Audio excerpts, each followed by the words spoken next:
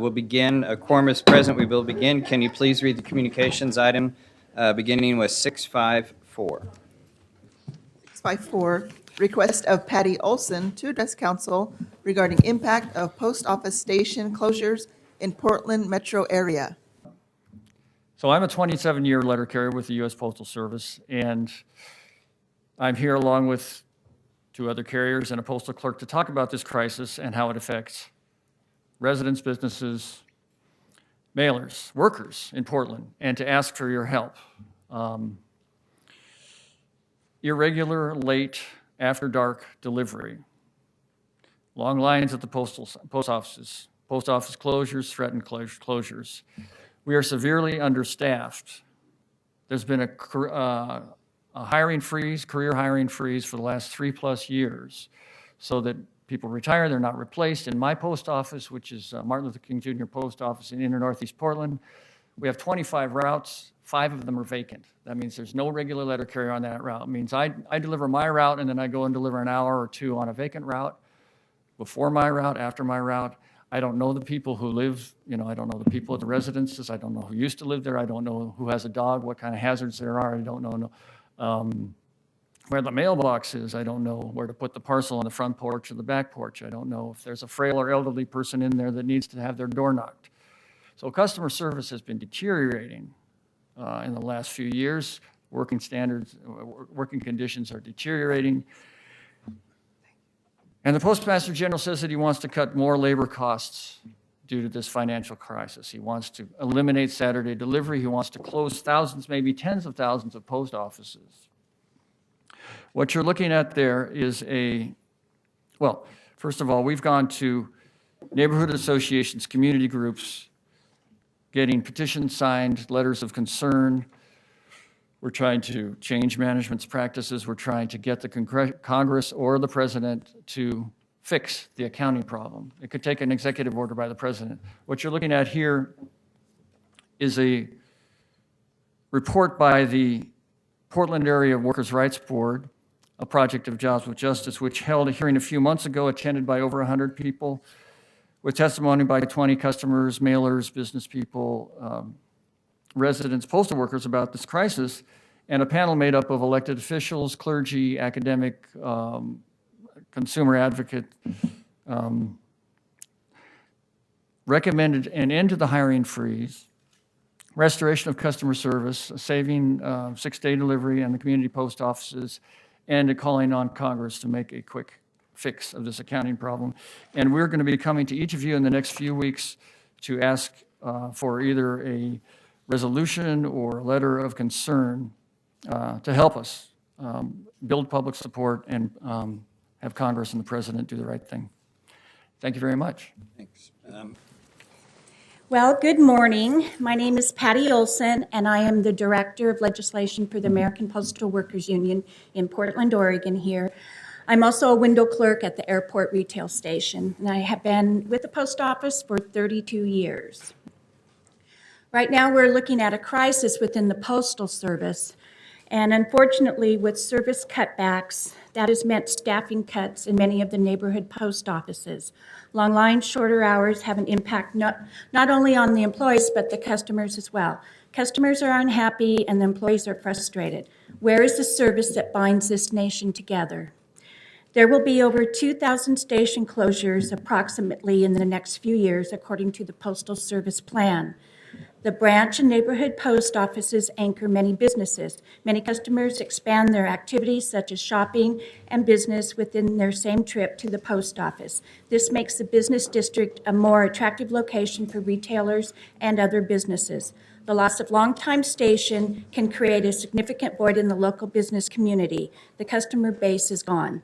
Local neighborhood post offices that offer services within easy walking distance are also important, such as our own university station right down the street. College students, residents, and business depend on this station. For lower income residents, the use of money orders to pay rent and to pay their utilities and other bills is an important service in their day-to-day life, and they need the window service for their needs. They also need the post office boxes that they provide at their neighborhood post office. Unlike those that have internet access and a higher income where the businesses may be conducted online, these folks do not have that option for their mailing needs. When you look at households with the income less than $20,000, their options are limited. Approximately 35% of households with incomes less than $20,000 and 30% of households over the age of 65 do not have internet access. Those retirement centers and assisted living rely on the neighborhood post office as well. Recently, a small but vital downtown station, Solomon, was closed a few months ago. Cherry Blossom DCU on the east side was closed last year. Even though Cherry Blossom did not have a window service, the customers were able to pick up their packages and mail there. Now they are forced to drive many miles away to Park Rose and Lentz DCU to pick up their packages, and notice was not done in a timely manner. It would be wise for, the station, University Station right down the street may be next in 2013. This station is vital to the downtown businesses and offices. When will the customers and patrons have anything to say? It would be wise for the Postal Service to consider impacts of the station closures on the community. A public forum should be held in the impacted neighborhood for the community input. In my opinion, the profile of a station and branch closure targets communities with high percentages of low-income residents. Thank you. Patty, can I just say one thing?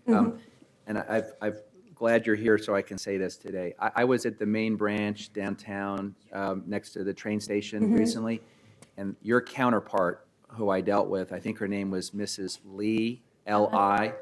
I had to get my passport renewed. Right. And as you know, there's a mind-boggling set of paperwork you have to do. Exactly. And then you have to mail it and everything. Well, she walked me through every step, showed me where I had failed to fill out the right stuff, got the right postage on it, got it out. I got it back expedited a week earlier than had been promised by the State Department. So that's the kind of service I'm sure she gives everybody. Yes. But she also sold me a group of stamps that had the word love on them, which I gave to my daughter for her graduation.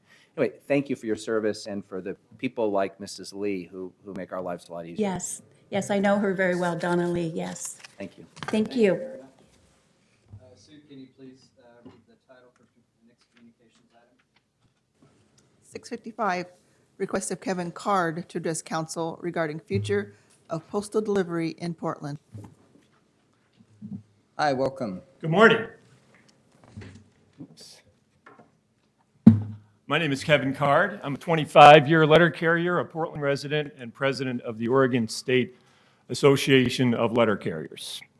This weekend, we're going to celebrate the 235th anniversary of the birth of this nation, and I'd like to tell you the Postal Service predates it by a year. In 1775, the Second Continental Congress appointed Benjamin Franklin, the very first postmaster of the United States, and 7 years later, George Washington said this of the fledgling Postal Service: "Let us bind these people together to us with a chain that can never be broken." And that's been our mission ever since. The spark of our revolution was delivered by a letter carrier named Paul Revere. Today, the Postal Service delivers to over 151 million homes, businesses, P.O. boxes across the nation. We have a retail network larger than Starbucks, McDonald's, and Walmart combined. Remarkably, most of our customers do not know this important fact, and that is that the Postal Service is a self-supporting company. Since 1982, the Postal Service has received no tax dollars. It is funded entirely by revenues. Well, we all know what's happened to the economy. Since the Great Recession took hold, the Postal Service has seen a huge drop in revenues. And to respond to that, they've taken a number of cost-cutting measures. We've saved over $9 billion over the last 2 years. But that's not enough, and it has to do with the fact that in 2006, the Congress passed a law forcing the Postal Service to make a yearly payment of $5.5 billion into a fund to pre-fund our retiree health care. No other company, public or private, in this country has to do that. It puts us at a competitive disadvantage. And when you hear in the future, which is going to happen, about the Postal Service losing massive amounts of money, that's a large part of it right there. On the flip side, there's good news here. The good news is that 2 independent studies have found that the Postal Service has put too much money into our retirement fund, $50 to $75 billion. what we're asking is the city council and the citizens of Portland to understand these issues and to rally with us around our congressional members to make this accounting fix and to keep your local post office open, to allow us to continue to deliver mail 6 days a week, and to prevent places like University Station from being shut down. Thank you very much. Thank you very much. Can you read the next communications title? And then can you read the final communications item?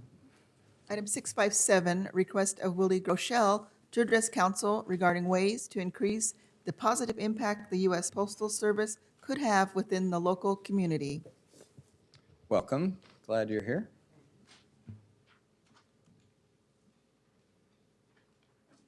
Good morning. Thank you all very much for your time. Yeah, thank you. My name's Willie Groeschel. I've been a letter carrier for nearly 6 years now, live up in beautiful Northeast Portland. I get the fun task of presenting you with the strengths that the Postal Service has and ways to expand on those so we can stay viable and be a great asset to the communities as we move into the future. The Postal Service has got 3 unique strengths. We have the last mile delivery network. We're the only organization that goes to every single doorstep, every single house in this entire country. There's no network that even comes close to touching that. We also have a local government building in every community, big and small, that can be used better to provide more services and government services to the people. We also have the largest fleet of vehicles in the entire country that could be used for better uses. I'm just going to give you a few ideas because I only got 3 minutes. Last mile network. We could provide pickup and delivery of wine and beer, which would help local businesses quite a bit, just using age verification delivery services, which already exist. We could check in on elderly and disabled loved ones that live at home on a daily basis and send a quick electronic message either to your email or your cell phone, letting you know how they're doing, enabling people to stay home safely longer, living an independent lifestyle at home.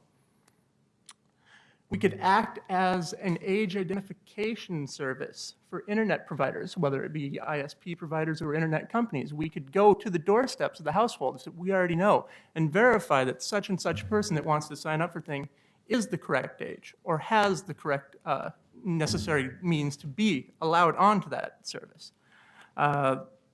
We could provide postage on the spot. People could come up to us. We could use our scanners to take payment for postage and print out postage on the spot. We could do a lot of things. We could also provide emergency preparedness advice. We could contact the neighborhoods because we have people in every neighborhood. We know which houses, which areas are most at threat.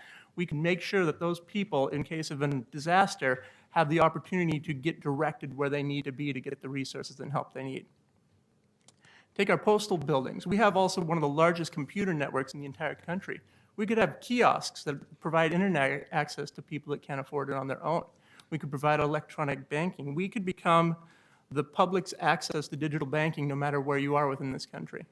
We could also provide government licensing, parks, park passes, forms, information. Just make government more accessible in communities big and small. And our fleet of vehicles, if we modernize that and make it into a green fleet using electric, modern technology, we could not only reduce pollution, but reduce our fuel costs dramatically. And we could also equip the vehicles with air sensors that would pick up on weather pattern changes, possible biological threats, or even pollen issues that could provide real-time updates. There's a lot of things that we could do. We just need to use them better. And that's what we here as a dedicated workforce want to see happen and want to provide to the public. Thank you very much. Thank you. Those are great ideas. And we really appreciate you all coming here and look forward to working with you on that communications, that letter. Lovely. Thank you very much. Bet.